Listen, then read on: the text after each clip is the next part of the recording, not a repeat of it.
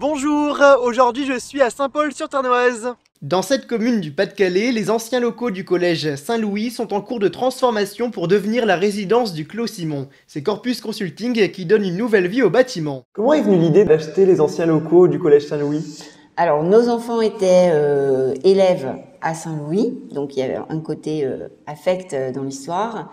Et également, nous habitons à 5 km. Donc, j'avoue que depuis 5 ans, nous faisons beaucoup le trajet vers Lille, vers Amiens, pour les autres projets immobiliers que nous avons faits.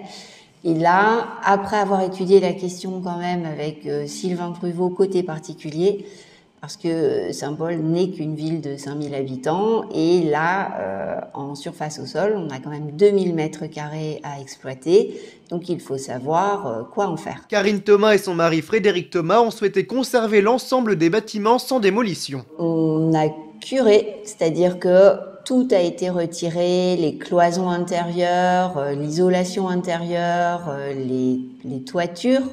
Et ce qui est resté sont les murs extérieurs, les sols et également les charpentes, sauf pour la maison d'angle qui, après des recherches, est apparue avoir été pensée par l'architecte sans charpente. C'est pourquoi maintenant elle est en toiture terrasse. Et en plus ici, on peut pas faire exactement ce qu'on veut du fait qu'on soit proche d'un monument historique, c'est ça ? C'est ça, les Sœurs Noires. Donc il a fallu travailler, mais c'était vraiment très intéressant et il était constructif avec l'architecte des bâtiments de France qui nous a imposé des couleurs pour les huisseries, c'est-à-dire toutes les fenêtres, ainsi que les façades. Un gros travail d'isolation a été mené. L'idée est toujours de protéger au maximum la planète.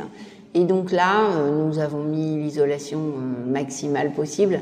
Et donc les appartements, au niveau des lettres, sont classés B, c'est-à-dire qu'il y a une faible consommation d'énergie pour se chauffer. Les chauffages sont avec des pompes à chaleur, ce qui fait qu'il ne faut pas oublier que maintenant on a des étés qui sont quand même très forts, très chauds.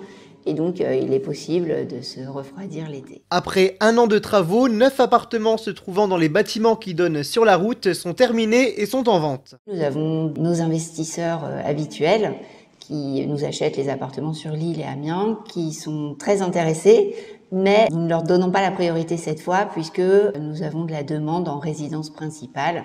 C'était un peu le but quand on a travaillé côté particulier. Côté particulier, nous remonter les demandes que eux avaient en tant qu'agents immobiliers. Et il s'avère qu'il y a beaucoup de demandes en résidence principale. Donc voilà, il y a déjà eu des visites en avant-première par côté particulier et déjà des options sur 2 appartements sur 9.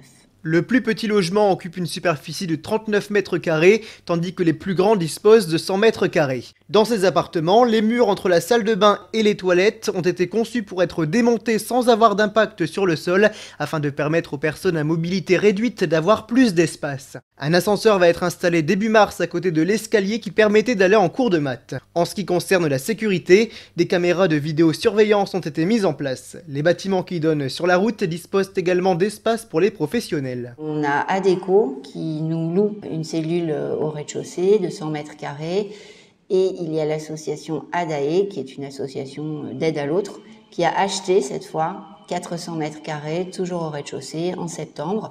Les travaux sont terminés et ils ont inauguré leur bureau il y a une semaine. Une nouvelle phase de travaux débutera en mai et durera jusqu'en fin d'année. C'est le bâtiment dans lequel se trouvaient les salles de cours de français ou encore d'anglais qui sera concerné. Le projet n'est pas encore fixé. Alors on a de la demande effectivement encore pour du bureau, du service, pour le bâtiment qu'on appelle le bâtiment E, qui est le bâtiment qui donne dans la cour.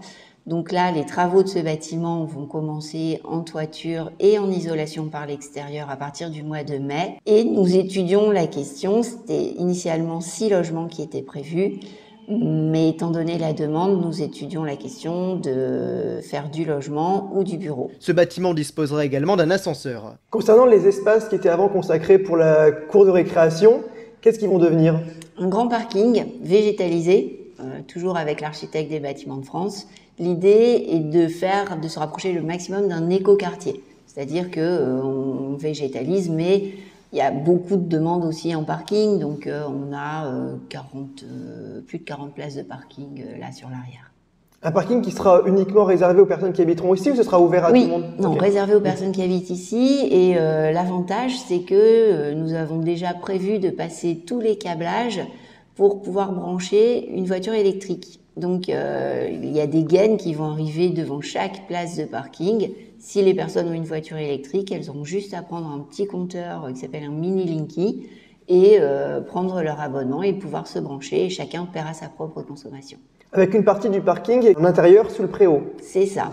Cet intérieur sera réservé aux personnes, bureaux ou logements, mais normalement bureaux, qui seront dans le bâtiment concerné. On peut évaluer à peu près le nombre de places sous le préau? Oui, il y en a une dizaine. Une dizaine? Ok, très bien. Au total, le projet aura coûté environ 4,5 millions d'euros. Je vous remercie beaucoup d'avoir regardé ce reportage. Au revoir.